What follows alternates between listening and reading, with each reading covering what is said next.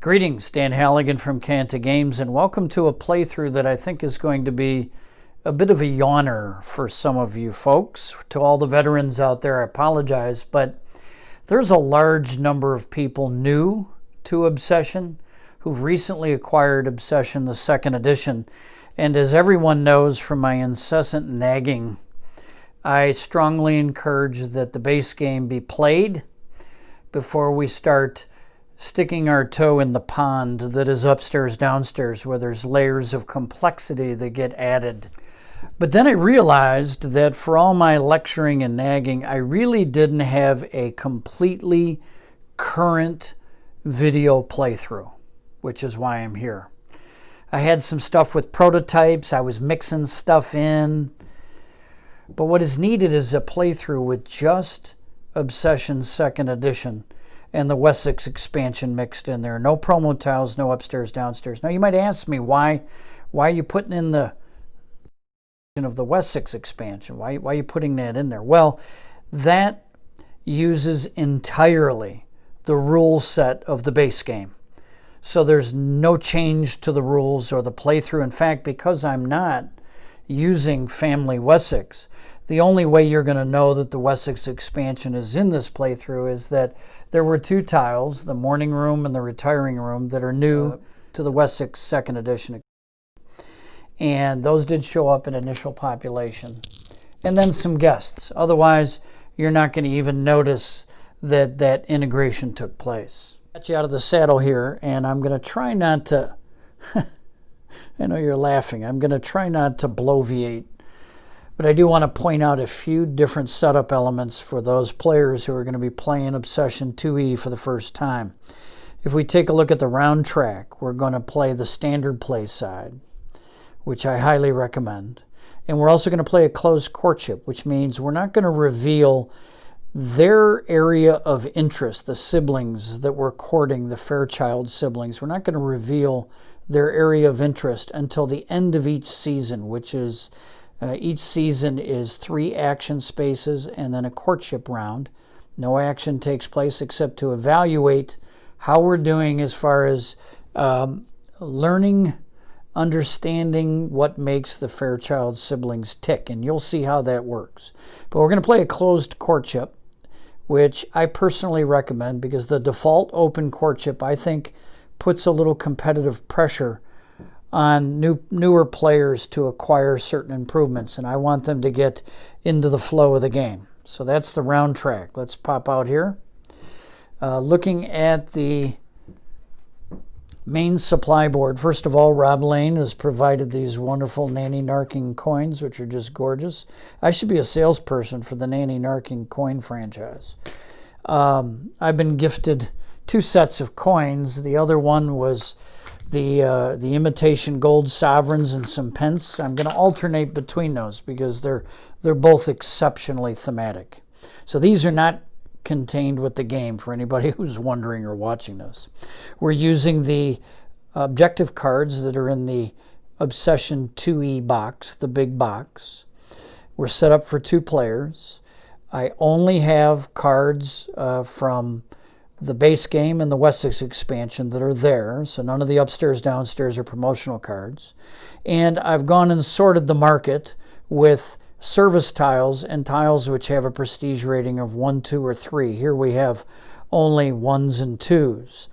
Note the tile sorting numbers in action if you had some question about what order these went in. The small numbers, 72, 70, and 45. We sort these in ascending order of those numbers. They help us resolve some of the ties as we sort a market. We have our objective cards, which would be hidden, of course, from our opponent, but I'm my opponent, so you can't hide them from me. And we're going to spend some time on these and how the new rule works. We're going to keep the 5 objective cards that were dealt, and then we're going to discard them. At the end of each courtship, we're going to get rid of a card. You'll see how that works in action. I did a random starter guest distribution, and Ponsonby here got dinged with a couple of gentlemen, which he is going to have a real service pressure associated with his one valet there. So he may be someone who's inclined to hire a valet when he does some hiring. That's the Ponsonby family advantage of starting with 300 pounds. York's family advantage is starting with a second footman. We'll also take a look at their cards. They get a little better distribution of genders here.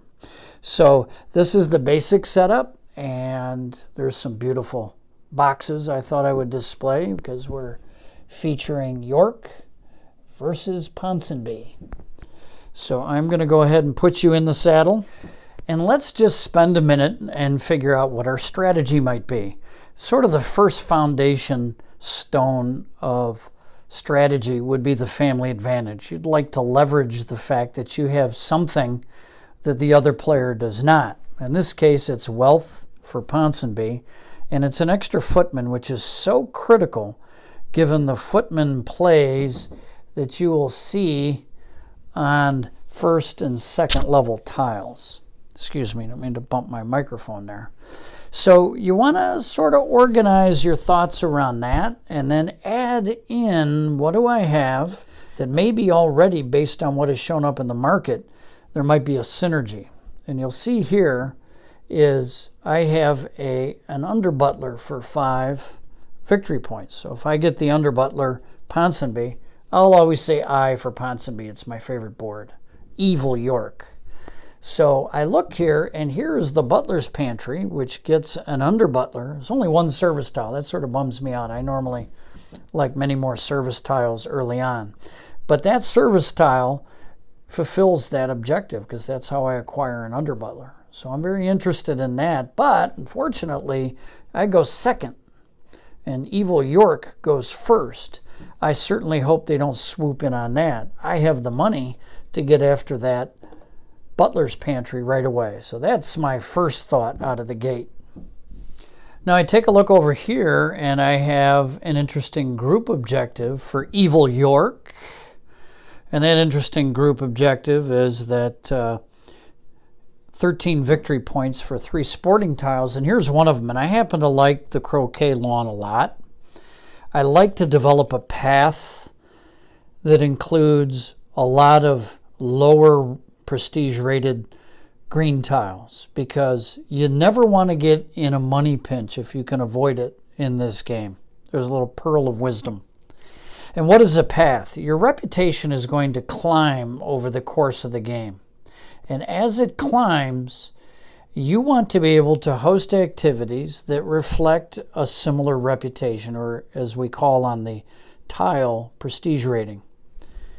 And the reason is because if you have a mismatched tableau and you get to the second level and you don't have a second level tile, you'll find yourself replaying tiles. Now, you can tactically replay a tile if it has real value for you, and I will do that during the course of a game.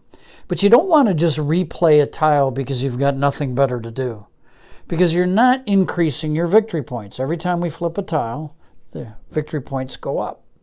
And so we want to be flipping tiles and not reusing them unless it really makes sense for us for another objective. So that's an interesting objective card. I also noted, very, very pleased, that you get 1 victory point for each basic servant. Well, I'm already 1 victory point up over my competition. So I want to leverage maybe an extra hire over the course of the game. So that gives us sort of the lay of the land. Ponsonby is going after that butler's pantry. York, Evil York, is going to be going after that croquet lawn. At the backdrop of all that is what to do about the village fair. And the village fair is something that I'll explain as it unfolds, because I want to get up and going here. So we're going to start out with Evil York here, and Evil York wants to get after the croquet lawn. We're always going to look at our order of play. We're going to rotate our service. There's no service been provided yet this game, so nothing there. There's nothing on the round track in round 1. So we're going to host an activity, and we're going to go to the bowling green to get the 300 pounds, plus a little bit more that we need for this 400-pound tile. So we're going to host an activity of bowls on the bowling green. We're going to bring in George Viscount York, and we're going to add to that. That's going to get me to 500, and I need 400. I'm going to add to that his lady, Beatrice Viscountess York. One of the reasons I like to do this is because in addition to wanting an ability to generate money early on, we want to make sure we don't neglect building our deck. She gives me the best chance to go ahead and build the deck early, and maybe I'll find something in the casual guest deck that'll help guide my strategy. So I'm going to provide service. I only need a footman for that bowling green, and we're going to enjoy favors. We're going to take one of these beautiful gold anti-narking coins, and we're going to place that there. That's the 500. We're going to look at 2 and keep 1. Bring you into focus. 4. Oh, an American heiress. There's nothing I like to see better than an early American heiress, and Ann Hawkins is the queen of the crop. She brings a lot of money. It's an important thing to note. The reason you like an early American heiress is you're able to play her even if you don't have the reputation to pay, and I'll make that clear. So I'm going to be keeping, turn that over, I'm going to be keeping Ann Hawkins, and I'm going to be returning this card to the bottom of the casual guest deck. We're now done. Let's go ahead and break down. We're going to flip this, and we've gone from -3 to 2, and we now lead in this courtship. What do I mean by that? If that card turns up to be sporting, we're ahead. Whoop, I didn't put that on the right side. We're ahead 2 to -3. If I flash out, Ponsonby is behind. So that's one way you manage a closed courtship, is you like to jockey for a leadership position. These 2 cards go in my discard pile. I have 500 to spend. I'm going to put that in there. I'm going to get 100 back because the cost of this croquet lawn in the 600 position is 600 minus 200 for a total of 400. I now have the croquet lawn, one of my 3 tiles I need there. We're going to go ahead and slide this down. I got my bag off. Where's my bag? Grab a fenced paddock. So what's come in is a fenced paddock, first level tile. Well, we are very happy indeed because our butler's pantry is still there. We're going to duplicate because I'm the same person and I think the same way. We're going to duplicate that we invite to our first activity, but we're not going to the bowling green because these are both family members and we start with that 300 pounds.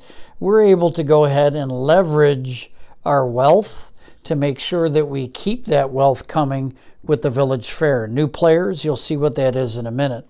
We're going to provide a butler for that tile, and we're going to enjoy the favors of 200 in addition to that 300. We'll go ahead and upgrade that to a beautiful gold. Sorry, to be knocking things around.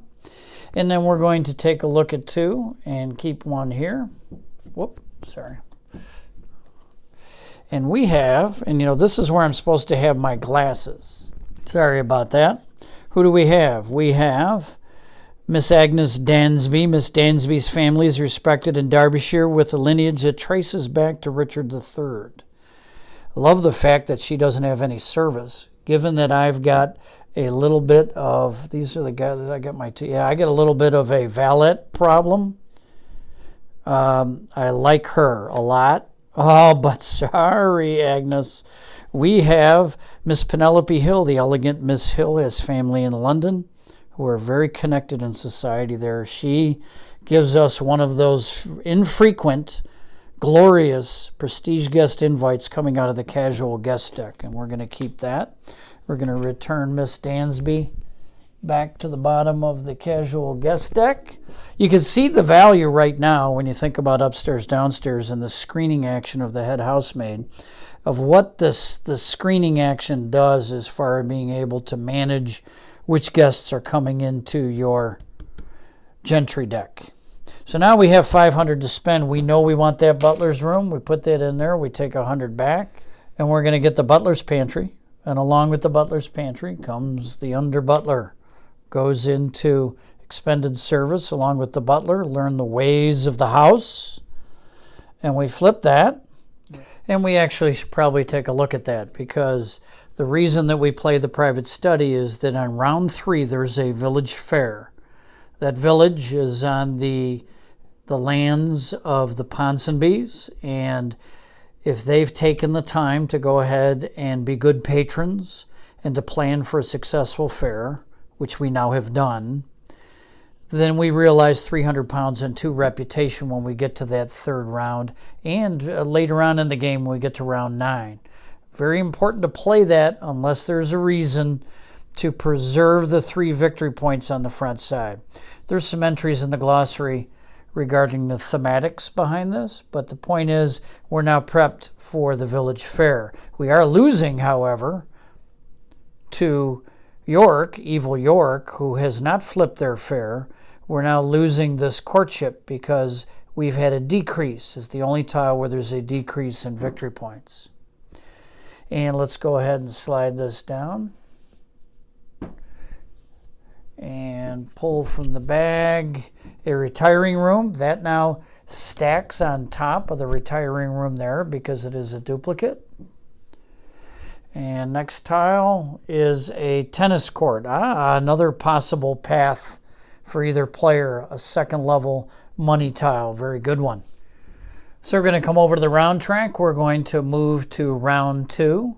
We're going to follow the order of play for evil York. I'll bring it up on the screen here from time to time, but we're going to rotate service.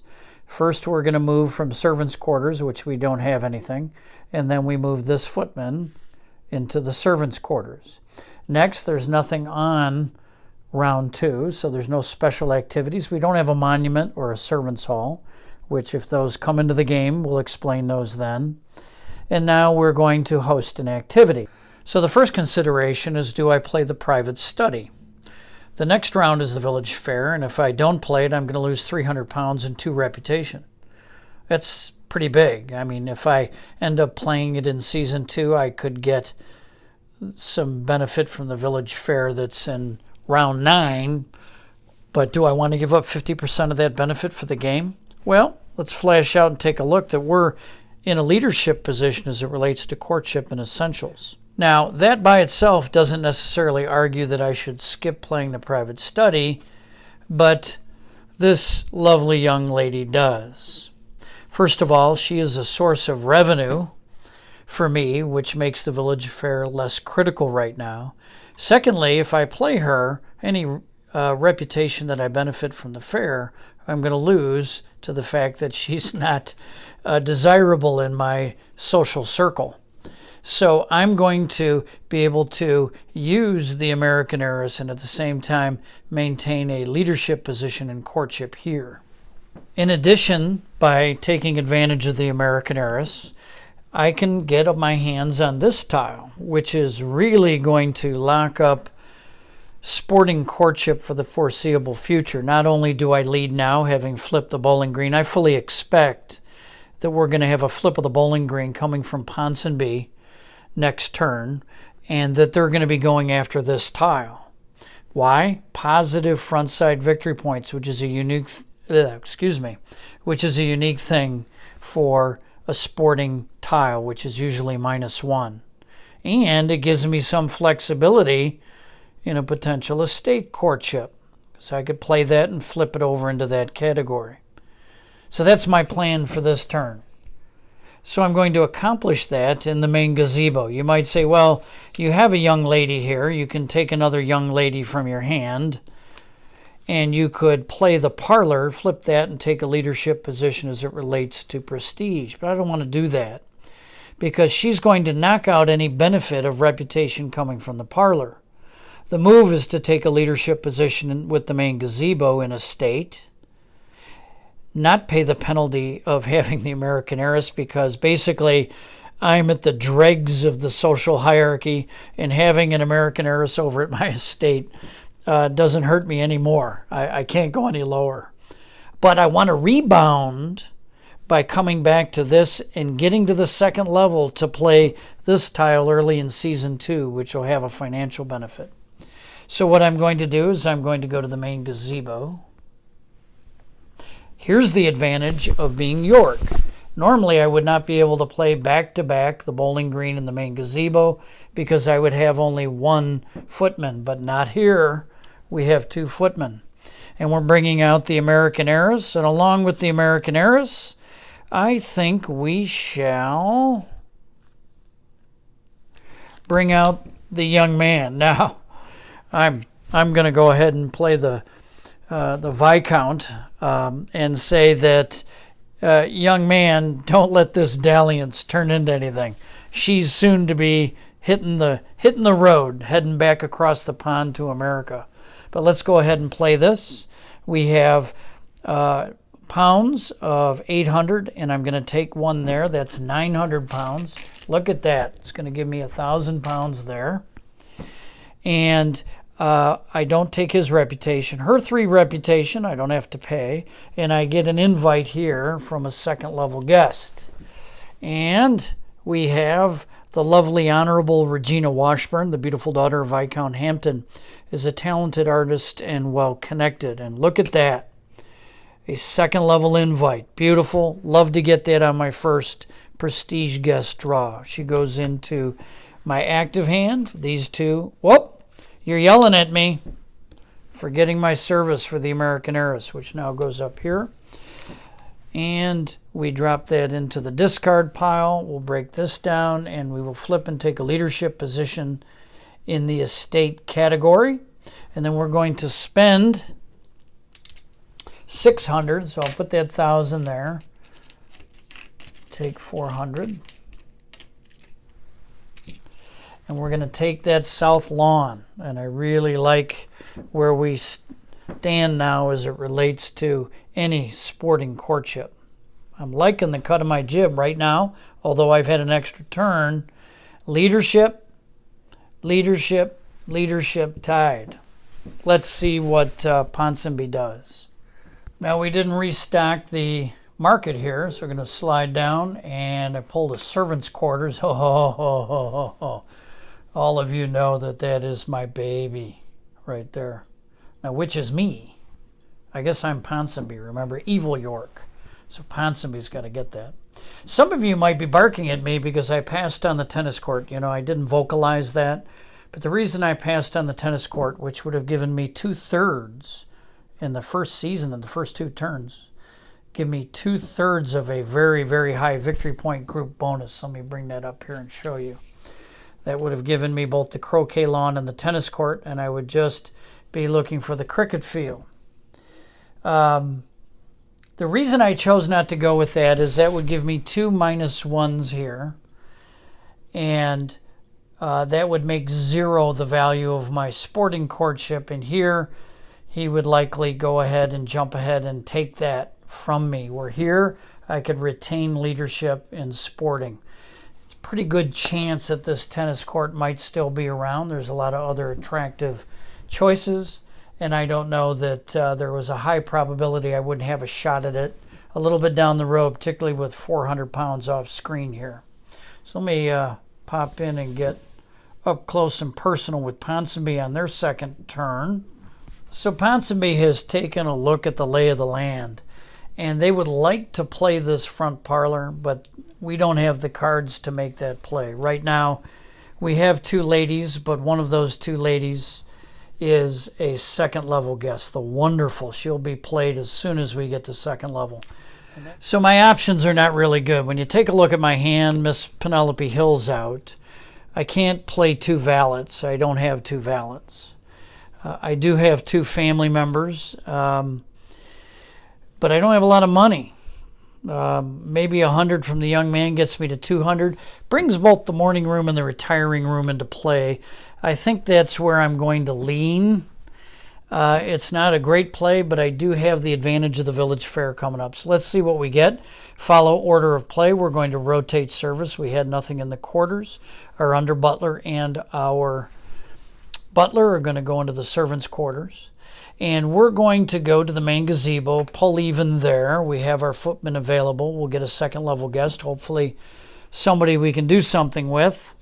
And I'd like to get a little reputation going, as well as the young man's 100 pounds. Let's give service there. And we're going to enjoy 100 pounds, gets us to 200. We're going to pick up 2 reputation and a second level guest. So not a horrible turn. Well, you know, we're not playing the upstairs, downstairs expansion, but here's where a little screening ability would be helpful. We love the 6 victory points and the tremendous power of this wonderful lady, Agnes Marchioness of Easton. But we are not going to play her anytime soon. So she goes into our hand and probably brings us closer to a pass than we would like to be at this stage of the game. So let's go ahead and flip that. Pull even in the estate category. And we're going to use this 200 pounds and we're going to spend it, I think, on the retiring room. Trying to think of ways that I can differentiate myself from Evil York, and maybe just trying to build up the prestige category is one of those ways. End of round 2. You will notice that the retiring room, there was 2 of them. I took one, so no spot was opened up and nothing is drawn from the bag. Let's go over and look at round 3. Round 3 is a village fair turn, but let's start with the order of play. Rotate our service. Then we're going to consider whether or not we have a monument or a servants' hall, which we don't, and whether the round track has an event. It does the village fair, but we did not participate in the village fair, so we do not benefit from it. Evil York's hands are a little bit tied. First of all, we do not have access to a lady's maid. You can see I have a couple of guests that would need a lady's maid, and I can't use the housekeeper as a lady's maid if I go to the parlor because she's the essential servant there. So prestige is out. As a result, I either have to replay the bowling green or the gazebo, or I have to hire, or I have to make the dumbest private study play in the history of private studies, which would be after the village fair on the very same round. So you know what I think I'm going to do? Just to pull even in this category, and I'm not altogether opposed. We're playing with the original rules. There's no hiring on a pass. I'm not altogether opposed to the notion of acquiring extra early servants. And I like when York does this because York doesn't necessarily need what I think is the automatic, which is to get to a second footman playing the base game. You got to do that. But here, since I have the second footman, it allows me to go ahead and pull a little help for both genders and hire a lady's maid and a valet. And flip here and make this a tie as it relates here. So I'm leading, I'm tied, tied, and leading. So leading in 2 and not losing in any. Not bad for this turn. So I have gone ahead and hired. And another aspect of the hire that I didn't elaborate on but was in the back of my head, I got to remember to vocalize everything. It's always wise, in my opinion, to hire with a good purchase plan for the market. I call it never limp into a hire with the tail between your legs, no money, and you just do it because you've run out of things to do. When you can hire and make a quality purchase from the market, you've done the right thing. So, man, we're tuned up for our domestic staff, and I've got 400 pounds here. So when I take a look at the market, that smoking room is very attractive, but that's 500. Can't get into that in the front side victory point that's on the that's sitting right there. But I think I'm interested in this morning room. So I'm going to go ahead and part with 200 to pay for the morning room. I'll swing to the middle here, flash out. And there I have. The bag is left over here. Let me go ahead and grab it. And we pull out Another service tile, a barn. So let's slide this down here. Now that barn's of interest because I do have the elite service group over here, the service group, which gives me 6 victory points for the barn and the brushing room. So that's something to keep an eye on. Let's slide over here, pop in, get up close and personal for Ponsonby's third turn. So let's follow the order of play. I'll bring this one up on the screen just so you can see. We're going to rotate service. Notice that rotating service happens before we get to our village fair or any event that's located on the round track. So we've gone and rotated our service. We don't have a monument of a servants' hall, but we do have the village fair. We're going to enjoy 300 pounds and 2 reputation. And I think there's not a lot of speculation here. I want that smoking room. I really do. It's going to put me in the lead for this because of the front side victory point where I'm currently tied with Evil York. It's going to put me in the lead. 400 pounds is within my grasp if I can generate 100 pounds. And I can do that. Now, I could do that with the Marchioness of Easton, but I have 2 other cards I've picked out. And that is, let's read some of these, you know. I put a lot of effort into these. Where's my glasses? What's wrong with me? I have a hearing aid. I have glasses. Falling apart. We have Captain Reginald Barrow. The captain famously defended a fort in Delhi with only 8 men for an entire day.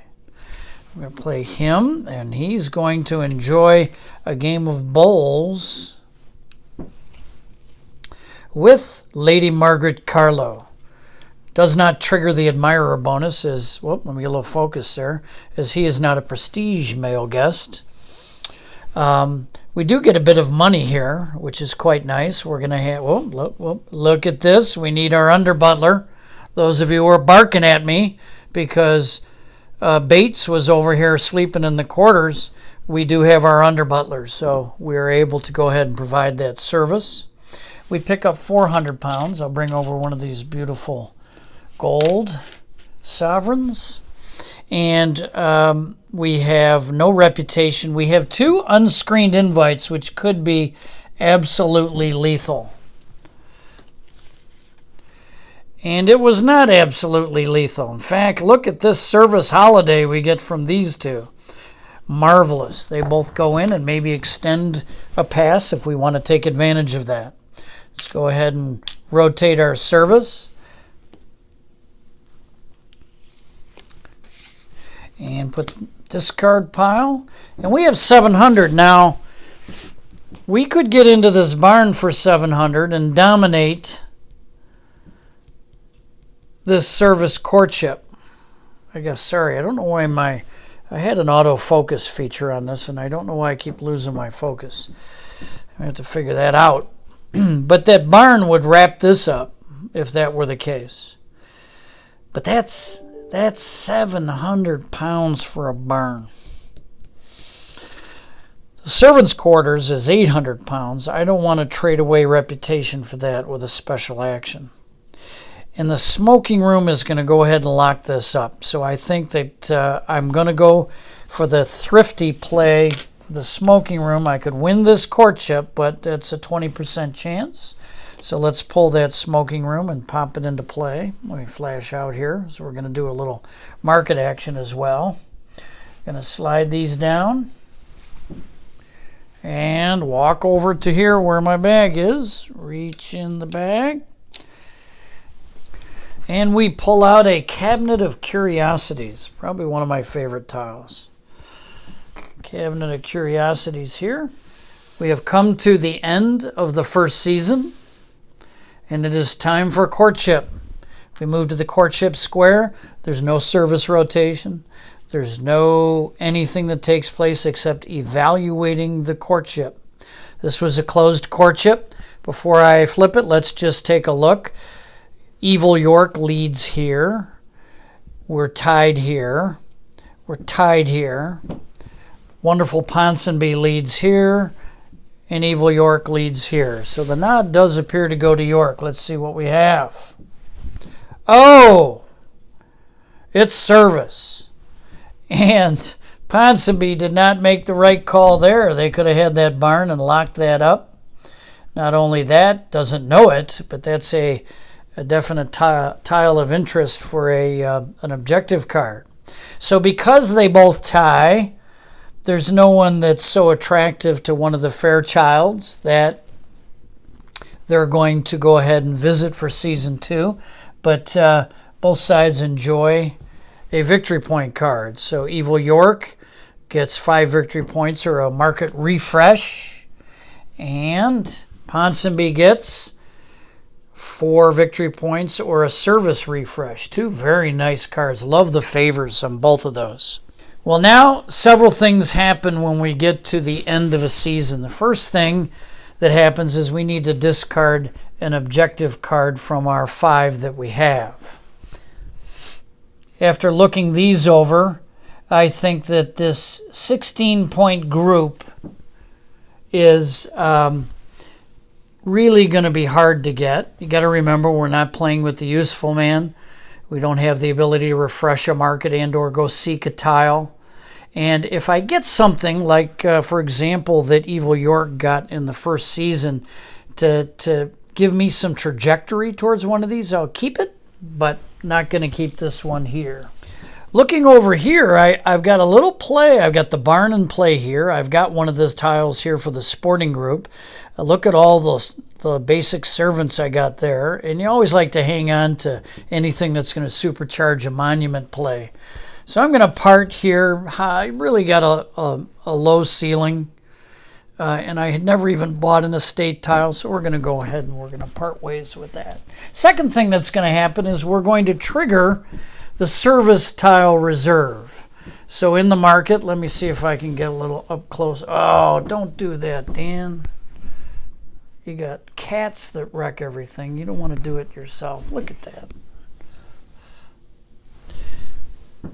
So I'm going to get right here. Let's pop in. You see that we have 2 tiles. I'll tell you what. I'm going to get you out of the saddle here. You got 2 service tiles that at the end of season 1 move all service tiles to this location. So we're going to go ahead and take the barn and the service course, 2 enormously valuable service tiles. And we're going to slide this down. And the first 2 we have are a brushing room, which is another service tile. The reserve is active. That goes over there, my gosh. Evil York getting all the breaks. And we have the Queen Suite that goes there. And reach in, and we have a long gallery.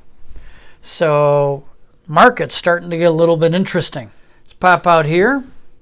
Let's rotate our service here. So Ponsonby is going to go first. A thing to keep in mind when you're playing a 2-player game is that double turns are traded off as that marker rotates in each end of each season. Sorry, let me get a little light back on the game. And we're ready to start season 2, round 5. So at the start of season 2 here, Ponsonby, well, that would be me because I'm going against Evil York. So I'm going to take stock of where I'm at. And I've made an error, not a rules error, a strategic or tactical error, is that I really should have done everything in my power. I think, for example, I took money rather than a point of reputation from the heir to get that to level 2, to get the lovely Miss Penelope Hill played with such a powerful card, start my prestige guest engine. Didn't do it. Could even play it in the retiring room. That was a mistake. Okay, so we got to lemons. Let's make some lemonade. I think there's a good play here. There is a barn sitting in the reserve that's only $200. I have $300. And that would, because there's already been a service courtship and could be a second, that would really put me like in a permanent leadership because the barn has 2 victory points on the front side. And when I have money to make a purchase I want to make, that's probably a good time for either a pass or a hire. Now, we don't hire on the pass like we can do with the upstairs, downstairs. I could house rule the base game, but I'm not. I'm playing by the original base game rules. Still, it means that I can have an effective turn where I'm not hosting a traditional activity. And I'm going to do that with a hire. I need to flesh out my servants.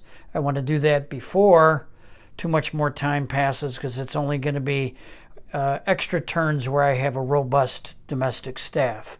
So let's go ahead and hire. So first we're going to follow the order of play, rotate service. We're going to take the butler's room. We're going to pop the butler up there. Because I have the under butler, just love the under butler, I think that I don't necessarily have to get either the valet or the footman as doubled up. And I'm inclined to think, well, I'm definitely taking her, no question. And I think I'm going to go with the valet. So that'll be the hiring action. I'll flip this. That'll give me another point. And if we ever got a doubled up service courtship, we had that in a future season. And then at the same time, I'm going to spend 200 pounds. And I'm going to buy from the market reserve the barn, which you will see has the 2 victory points, the only service tile that has more than 1 victory point. So that's a great thing. I put the barn there. And I've got 4 points to the 1 point that Evil York's currently showing. So I like that turn. I still got to do something about this, and that'll hopefully be next turn. In taking stock, it's time for Evil York to do something about this reputation. There's some thought that I could squeeze a pass in and reuse that American heiress. I'd rather find a way to play her with some other guests with reputation to sort of neutralize her impact, rather than sit down at level. I'm at 1-1 at the beginning of season 2. Got to do something about that. So we're going to rotate service. And we are going to put the front parlor up. Provide that service. Bring out the young lady of the house along with Miss Anne Harlow. Again, I don't have my glasses. You think I could be trained, wouldn't you? So Miss Anne Harlow requires service. We pick up 100 pounds. And we pick up 3 reputation. And an unscreened invite. Drum roll, please. And I'm thrilled. Worth a victory point. 2 reputation. That can help me going forward. And let's break this down. Flip this over. We're still trailing pretty badly in a prestige courtship, but there's some prestige tiles out there. One thing I'd like to make a point about, let me flash out a little bit, is that at this stage of the game, I'm looking at tiles like these as a pickup that I want to make, with an eye towards making sure I have a high quality national holiday option. Picking up a Great Hall or picking up a French Garden or tiles like these, they're not going to be used till probably season 4, maybe late season 3, but it always ensures that I'm going to have a big time national holiday event. So I've got my eye on that. Although the Cabinet of Curiosities with only 2 attendees is not what I like to use for the national holiday, it's still a high value tile. So I've got 300 pounds. Let's take a look in the reserve. I got the brushing room and the servants' quarters. And wow. Servants' quarters, 300 pounds, that costs 400. Makes me want to weep. But with the two footmen, well, but I've got 2 valets. Let me see what else is in the market. We do have a retiring room, which would help to counter a little bit. You know, I'm going to go pick that up at 200. I think that's a great bargain, something I can use to build up my prestige category a little bit, and give me a little flexibility to stave off a pass if I want. So let's go ahead and slide down, and we pull out a flower room. Let's move on to round 6, where there's an objective card draw. So we're going to rotate up. What do? Is we rotate service, check the order of play, and then we find out there is a round track event. I'm going to draw 2 objective cards. These are the 2, which of course would be Screen from Evil York. That doesn't interest me a whole lot, but that's always a good one. So I'll put those over here. And although I hate to follow a hiring action with a pass, I have to do it. My cards won't let me make a play. So I'm going to pass here. I'm going to reclaim my deck, and I'm going to take 200 pounds, and I get to shop in the market. I'd like that tennis court to give me a path, but that's 400. I can't spare the reputation for a special action. I've got the front parlor to play, I've got the retiring room to play, and the smoking room to play as soon as I tick my reputation up. I'm going to bank that. So, unfortunately for Evil York, the distribution of servants and the cards in his hand, there's no real plays that can be made. So this is going to be a pass turn. But do want to recognize that we begin that turn. We would normally rotate service, but we're going to be refreshing service on the pass turn. And there is an objective card draw, just as the case with Ponsonby. The 2 cards we draw. Prestige, got a little action going there. Flower room and a garden required. Now there is a flower room out there, so that's a good pickup there. We'll see what unfolds. So I've reclaimed my deck, and I can either get 200 pounds or refresh the market. I don't want to refresh the market, so I'm going to take that 200 pounds. And that 200 pounds gives me 3. I would love that servants' quarters. Boy, the reputation is just brutal in this game. You know what? For 100 pounds, I'm going to pick up that brushing room. Organize the crowd here. What's going on? It's a little sloppy. Normally I stand these up. I think I mentioned that, but it's better visibility this way. And we're going to slide over for round 7. So there's no question what's going to happen here. Rotate service. We don't have any to rotate. Round track, round 7. Nothing's going on. And we are going to do something about that reputation once and for all. It's got to be a mother-daughter affair, though, because I'm a little light on female guests. We have this here, and we will go ahead and enjoy 3 reputation. 1, 2, 3. And we have invites. First is going to be look at 2 and keep 1, a screened invite for the lady. And one of my favorite guests. She's marvelous. He's like a mini American heiress, but a local. Just not a good dude, but he's very wealthy. Love that. Love both those photos. I need the ladies, and I don't want the negative there, so I'm going to go ahead and put that in my active hand. Restore this here, and grab the unscreened guest from the undiscerning young lady, and she does just fine with Miss Diane Blowers. So we got a couple of ladies now. We've built that out a bit. Let's flip this over and really have a nice dominant position if estate courtship comes up at the end of this round. Put these in my discard pile. We have that 300 pounds. You know what I'm going to do? I'm going back to make that 400 pounds. I'm getting the servants' quarters. Flash out a little bit. Man, I love my service. This will tee up for a real acceleration in the types of events and the favors as we get to season 3 and 4. And even if that wasn't true, boy, it better be true, because I'm barely over. I have a combined average of less than 2 reputation. Similar reputation problems for York. We don't need to rotate service. Nothing on the round track that requires our attention.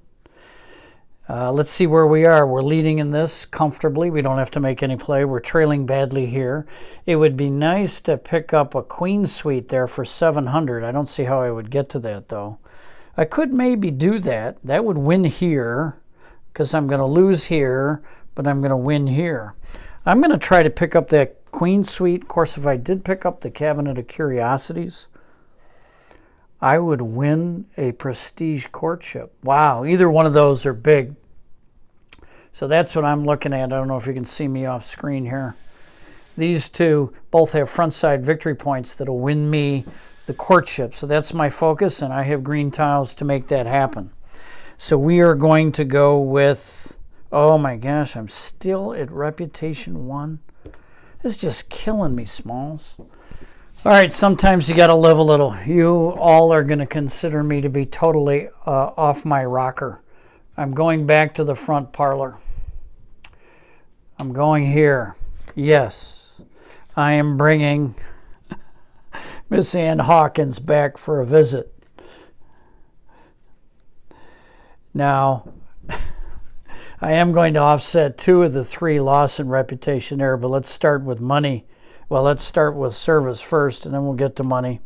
Money, we have 900, so I'm going to put 100 back, and I'm going to take 1,000. I want to take control of some bigger courtships. And so I've got 900. Reputation, I'm going to lose 1, and I'm going to pick up a screened invite. Oh, couple of great guests, money guests, almost identical, actually identical in their application. I will go with Thomas McMillan. Turn this to the bottom. And while I still remain at the end of season 2 below a reputation of 2, I hope that I will be able to show you that I actually know what I'm doing. There's no guarantees. Put that in my discard pile. We now have 1,100 to spend, and I got to decide whether I want to own the estate courtship or the prestige courtship if it were to come up. Given my extreme problems with reputation, I'm going after the Cabinet of Curiosities. So I'll win that courtship if it comes up. That's going to cost me 600. Take 4 back. And we go on to courtship, season 2.